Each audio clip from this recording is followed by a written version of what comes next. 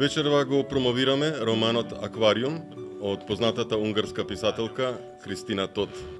Кристина Тот е втор пат во Скопје. Ова е незина втора промоција. Пред 2 години го објавивме и незиниот роман Пиксел. Промоцијата на оваа книга се одржува во рамките на програмата Креативна Европа на Европска унија, која што го овозможи и објавувањето на овој роман, како и гостувањето на Krisztina Tot.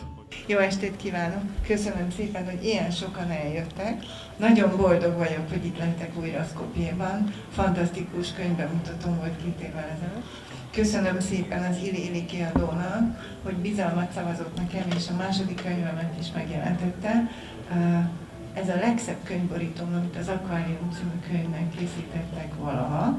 Приказната почнува, тој се одвива некаде од 50-тите години до 70-тите години во Унгарија. Го опфаќа оној период и на унгарската револуција против советската власт, 56-та година. И тој е роман генерално граден врз силни ликови. Преку градењето на силни ликови што ќе ја водат приказната во суштина потоа сама да се случува. И оно што мене додека го читав романот во краток период, значи го прочитав во кратко време и многу ми дојде така густо и интензивно, е чувството што го почувствував буквално на тактилно ниво. Додека ја читав книгата, ми влијаеше целиот простор во кој што беше сместена приказната, а тоа се тесните простори на Будимпешта во тие години, мали станчиња што мирисаат на кислојна, сутерени подруми, мувла, влажни постелнини, играчки и така натаму. Претпоставувам дека и самиот наслов Аквариум, и според она што гледам дека е ставено на корицата, што е избрано како мото, за безвоздушната атмосфера на 50-тите, која е метафората на аквариумот, зашто аквариум? Бидејќи аквариумот се провлекува како објект во сите 3 дела, и во првиот, и во вториот, и во третиот. Некаде е полн со риби, некаде се создава, се прави, некаде е празен и представува гроб, например. Amikor ezt a regényt írtam, már legalább 10 éve forgattam a fejemben, hogy írok Akvárium címmel egy regényt. Ebben a regényben az egyik főszereplő, aki egy szobakonyhás lakásban él, meglátogat egy gazdag orvost, és megpillant ebben a lakásban egy akváriumot. Ahol ők laknak, az egy 30 négyzetméteres lakás, és 5 ember osztozik ezen a kis téren, de ő a fejébe veszi, hogy ő is csinál magának egy akváriumot, mert az akvárium hirtelen egy magasabb rendű létezés csillant fel előtte. Erre abban a lakásban egyáltalán nincs hely, tehát nyilvánvaló, hogy ennek semmi észszerű magyarázata nincsen, csak látja, hogy más emberek hogy élnek, és ez lesz a mániája a bácsinak, hogy összeállít egy akváriumot. Nagyon nagy lökést adott a könyvnek, amikor találtam Budapesten, a könyvtárban egy 50-es években kiadott akvarista könyvet. Nagyon vicces volt a könyv, mert semmit nem lehetett kapni abban az időben az akvarista boltokban, és mindent házilag állítottak elő. De ez úgy van leírva, hogy egyes fejlett nyugati országokban lehet levegőztetőgépet kapni, de mennyivel nagyobb öröm az akvaristának, ha ezt gyógyszeres fiolából és kórházi gumicsőből is összeállíthatja. Tehát nem lehetett leírni azt, hogy nálunk semmit nem lehet kapni, hanem mindenre javasolt házi megoldásokat. És ez nagyon nagy inspiráció volt nekem a könyvhöz. És aztán, ahogy írtam a könyvet, és író-olvasó találkozókon elmondtam, hogy miről írok, jelentkeztek nálam idős, 80 fölötti akvaristák, akik elmondták, hogy ők hogyan dolgoztak abban az időszakban. Az is nagyon vicces volt, hogy amikor egyszer a rádióban elmondtam, hogy miről írok, és hogy az 50-es évek abortusztilalom már is szerepel a könyvben, meg a tiltott nőgyógyászati műtétek, akkor jelentkezett nálam valaki, aki mondta, hogy az apukája akkoriban a zsidó kórházban volt nőgyógyász, és szívesen elmondja nekem, hogy hogyan zajlottak ezek a műtétek.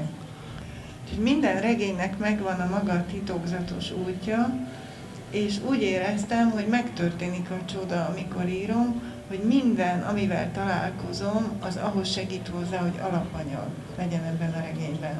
Романот суптилно е доста ангажиран. И тука го отвори и еврејското прашање, и абортусот, и семејното насилство.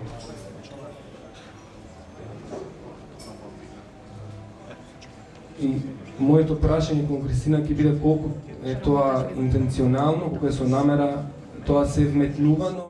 Ebben az esetben azt kell mondanom, hogy nagyon egyszerű dolgom volt. Én általában nem szeretek saját alapanyagot felhasználni a könyvekhez, de itt sok családi történetet felhasználtam. Az történt, hogy abba a korba értem, amikor az embert elkezdi foglalkoztatni a családja, és rájön, hogy más alapanyag is van kézközelben, mint amit kitalál. És annak idején az én anyukám örökbefogadással egy ortodox zsidó családhoz került, és rengeteg történetet mesélt a gyerekkorából. És tulajdonképpen azt kell mondanom, hogy az idő is inspirált, mert akkoriban indítottam el a saját kislányom örökbefogadását, és azt gondoltam, hogy ennek a könyvnek el kell készülnie, meg kell történnie a múlt könyvé válásának, mielőtt a saját kislányom megérkezik a családba. Úgyhogy elmentem azokra a helyekre, ahol anyám a gyerekkorát töltötte, és 1 éven keresztül a könyvtárban korabeli újságokat olvastam, hogy visszajussak abba a korba, amikor őt örökbe fogadták. Ha az ember író, akkor ez az egyetlen módja annak, hogy kezdjen valamit a múlttal, és azt gondoltam, hogy akkor nekem meg kell csinálnom ezt a regényt, mielőtt a kislányom megérkezik. Úgyhogy nagyon sok családi történetet is beleépítettem, és nagyon sok alapanyagot kaptam a kutatásokból is. Egy nagyon érdekes dolog történt a könyv megjelenése után. Egy másik gyerekkönyvem bemutatója volt, és egy csapat 80 körüli néni érkezett a könyv bemutatóra. És azt hittem, hogy ők az unokáiknak akarnak gyerekkönyvet. Kiderült, hogy nem, ők az akvárium miatt jöttek, és ezek az idős nénik mind azon a környéken éltek, azokban a házakban, ahol a történet játszódik, és alakítottak egy akvárium rajongói klubot, és nagyon aranyosan elmondták, hogy minden úgy volt, ahogy leírtam. Би ја прашал Кристина дали хуморот кој што го вметнува во овој роман неа го вметнува за неа да ја ослободи да ја напише ова инаку условно машна приказна или пак може би да им олесни на читателите да ја читат. Hát szégyenkezve bevallom, hogy én az olvasóra írás közben nem gondolok. Ez valószínűleg az én hangom, tehát ez az irónia, ami a könyvben megmutatkozik. Nagyon élveztem, hogy amikor a prágai könyvbemutató volt, akkor a közönség folyamatosan röhögött, és boldogan éreztem, hogy Kafka városában vagyok. Amikor Kafka felolvasott részleteket a barátainak, akkor állandóan elröhögte a felolvasást, és ezt nagyon nehéz nyugati embereknek elmagyarázni, hogy van egy ilyen sajátos közép-kelet-európai humor, ami a mai napig élő szerintem és működik. És ezt a humort igyekeztem működtetni, és azt hiszem, hogy az itteni olvasók fogják értékelni és érteni ezt a fajta fekete humort. Volt még egy nagyon fontos gondolatom, amikor írtam ezt a könyvet. A magyar irodalomban nagyon erősen él a gazdag zsidó sztereotípiája.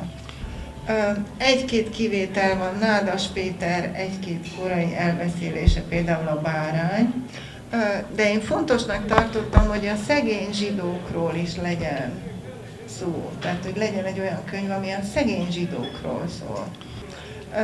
A háború után volt egy nagyon széles réteg Magyarországon, akik mindenüket elvesztették. Földjüket, házukat, és elvándoroltak a falvakból, és fölmentek a nagyvárosokba új életet kezdeni, és megpróbáltak a nagyvárosokban integrálódni az ipari proletariátusba, teljesen sikertelenül. Elhagyták a vallásukat, nem tartották a zsidóságukat, viszont nem találták meg a helyüket a nagyvárosokban. És az ő gyerekeik és unokáik már azt sem tudták sokszor, hogy ők egyáltalán zsidók, mert szó sem esett többé a családokban erről. És erről a rétegről szerettem volna valamit írni.